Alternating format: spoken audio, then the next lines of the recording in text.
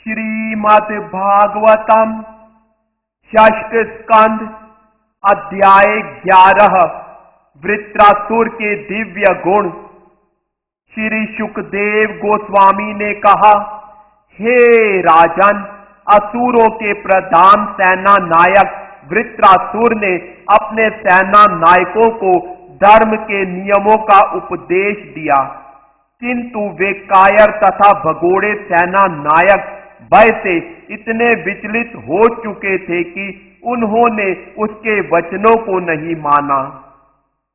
हे राजा परीक्षित, समय द्वारा प्रदत्त अनुकूल अवसर का लाभ उठाकर देवताओं ने असुरों की सेना पर पीछे से आक्रमण कर दिया और असुर सैनिकों को खदेड़कर इधर उधर बिखेर दिया, मानो उनकी सेना में कोई नायक ही न हो। अपने सैनिकों की दयनीय दशा को देखकर असुर श्रेष्ठ वृत्रासुर, जिसे इंद्र शत्रु कहा जाता था, अत्यंत दुखी हुआ। ऐसी पराजय न सह सकने के कारण उसने देवताओं को रोका और बलपूर्वक डांटते हुए क्रुद्ध भाव से इस प्रकार कहा, हे देवताओं, इन असुर सैनिकों का जन्म वृथा ही हुआ है। निसंदेह ये अपनी माताओं के शरीर से मलमूत्र के समान आए हैं। ऐसे शत्रुओं को जो डर के मारे भाग रहे हैं, पीछे से मारने में क्या लाभ होगा। अपने को वीर कहलाने वाले को चाहिए कि वह अपनी मृत्यु से भयभीत शत्रु का वध न करे। ऐसा वध न तो प्रशंसनीय है, न ही इससे किसी को स्वर्ग की प्राप्ति होती है। हे तुच्छ देवो, यदि तुम्हें अपनी वीरता में सचमुच विश्वास है, यदि तुम्हारे अंत स्थल में धैर्य है और यदि तुम इंद्रिय तृप्ति के कामी नहीं हो, तो क्षण भर मेरे समक्ष ठहरो। सुखदेव गोस्वामी ने कहा, अति क्रुद्ध एवं अत्यंत शक्तिशाली वीर वृत्रासुर देवताओं को अपने बलिष्ठ एवं गठित शरीर से भयभीत करने लगा। जब उसने जोर से गर्जना की तो लगभग सारे जीव अचेत हो गए। जब समस्त देवताओं ने वृत्रासुर की सिंह जैसी भयानक गर्जना सुनी तो वे मूर्छित होकर पृथ्वी पर गिर पड़े, मानो उन पर वज्रपात हुआ हो। ज्यों ही देवताओं ने डर के मारे अपनी आंखें बंद कर ली, वृत्रासुर ने अपना त्रिशूल उठा करके और अपने बल से पृथ्वी को दहलाते हुए युद्ध भूमि में देवताओं को अपने पैरों के तले उसी प्रकार रौंद डाला, जिस प्रकार पागल हाथी नरकट के वन को रौंद डालता है। वृत्रासुर की करतूत देखकर स्वर्ग का राजा इंद्र अधीर हो उठा और उस पर अपनी एक गदा फेंकी, जिसको रोक पाना अत्यंत दुष्कर था।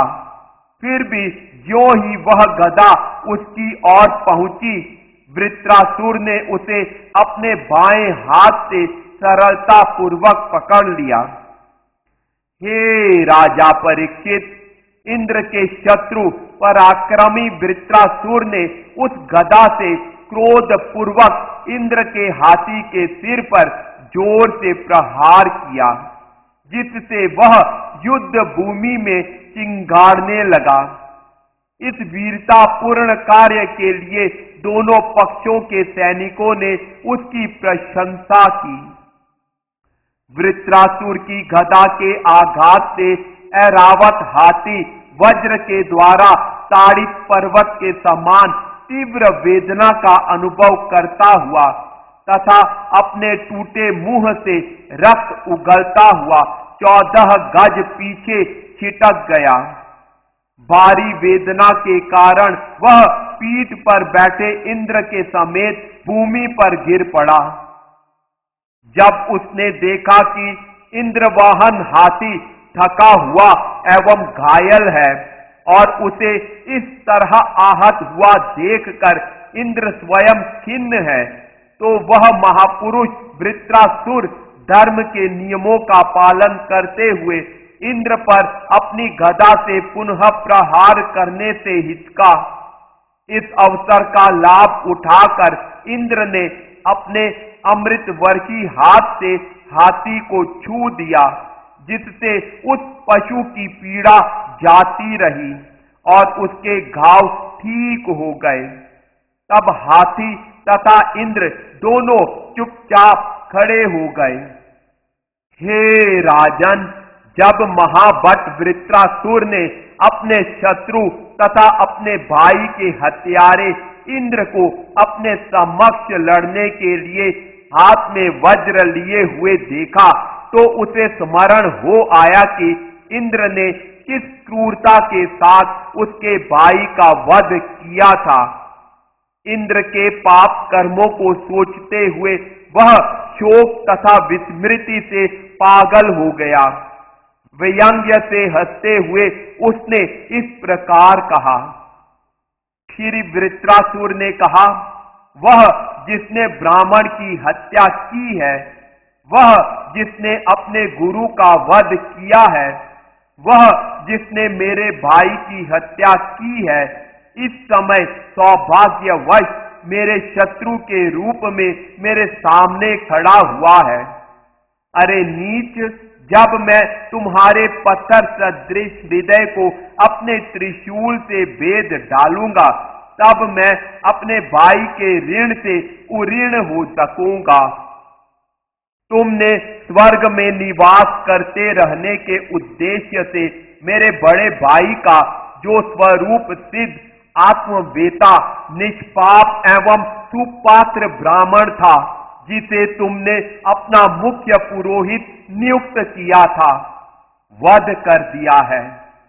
वह तुम्हारा गुरु था और यद्यपि तुमने अपना यज्ञ कराने का सारा भार उस पर छोड़ रखा था, किंतु बाद में अत्यंत क्रूरता के साथ उसके सिर को शरीर से उसी प्रकार छिन्न कर दिया जिस प्रकार कोई पशु की हत्या कर दे। अरे इंद्र, तुम सभी प्रकार की लज्जा, दया, कीर्ति तथा ऐश्वर्य से विहीन हो। अपने सकाम कर्मों के फल से इन सद्गुणों से रहित होकर तुम राक्षसों के द्वारा भी निंदनीय हो। अब मैं तुम्हारे शरीर को अपने त्रिशूल से भेद डालूंगा और जब तुम घोर कष्ट से मरोगे तो अग्नि भी तुम्हारा स्पर्श नहीं करेगी, केवल गीध तुम्हारे शरीर को खाएंगे। तुम स्वभाव से क्रूर हो। यदि अन्य देवता मेरे शौर्य से अपरिचित रहकर तुम्हारे अनुयायी बनकर अपने उठे हुए हथियारों से मुझ पर आक्रमण करते हैं, तो मैं अपने इस तीक्ष्ण त्रिशूल से उनके सिर काट लूंगा और उन सिरों को भैरव तथा उनके गणों सहित अन्य भूतों के नायकों को बलि चढ़ाऊंगा। किंतु यदि तुम इस युद्ध में अपने वज्र से मेरा सिर काट लेते हो और मेरे सैनिकों को मार डालते हो, तो हे इंद्र, हे महान वीर, मैं अपने शरीर को अन्य जीवात्माओं यथा सियारों तथा गीदों को भेंट करने में अति प्रसन्न हूंगा। इस कारण मैं अपने कर्म बंधन के फलों से छूट जाऊंगा और यह मेरा अहोभाग्य होगा कि मैं नारद मुनि जैसे परम भक्तों के चरण कमलों की धूलि प्राप्त करूंगा। हे स्वर्ग के राजा इंद्र, तुम अपने समक्ष खड़े अपने शत्रु मुझ पर अपना वज्र क्यों नहीं छोड़ते? यद्यपि गदा द्वारा मुझ पर किया गया तुम्हारा प्रहार निश्चित ही उसी प्रकार निष्फल हो गया था जिस प्रकार कंजूस से धन की याचना निष्फल होती है, किंतु तुम्हारे द्वारा धारण किया गया यह वज्र निष्फल नहीं होगा।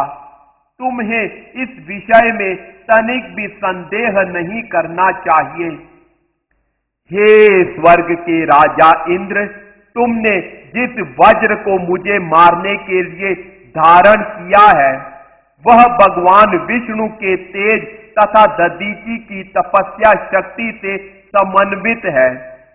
क्योंकि तुम यहाँ भगवान विष्णु की आज्ञा से मुझे मारने आए हो, अतः इसमें अब कोई संदेह नहीं कि तुम्हारे वज्र के छूटने से मैं मारा जाऊंगा।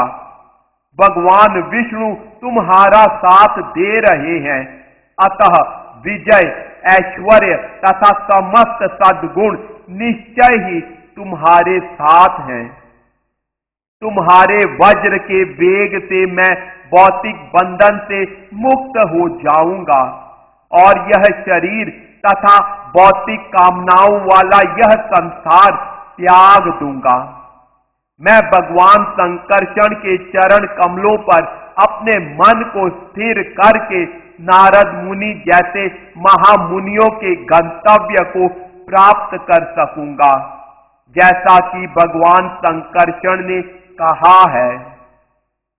श्री भगवान के चरणार विंद में जो व्यक्ति पूर्णतया समर्पित होते हैं और निरंतर उनके चरणार विंद का चिंतन करते हैं, उन्हें भगवान अपने पार्षदों या सेवकों के रूप में स्वीकार कर लेते हैं। भगवान ऐसे सेवकों को उच्च, मध्य तथा निम्न लोकों का आकर्षण, ऐश्वर्य प्रदान नहीं करते, क्योंकि जब उन्हें इन लोकों में से किसी एक की भी प्राप्ति हो जाती है तो उससे शत्रुता, चिंता, मानसिक क्षोभ, अभिमान तथा कलह की वृद्धि होती है।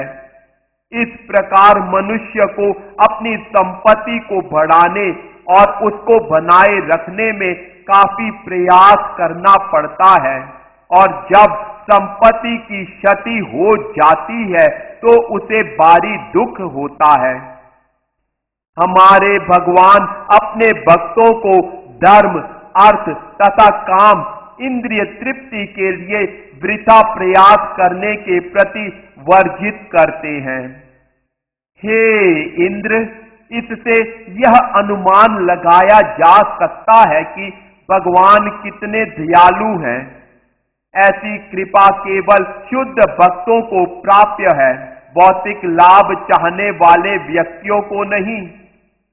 हे भगवान, क्या मैं पुनः आपका दासानुदास बन सकूंगा जो आपके ही चरण कमल की शरण लेते हैं?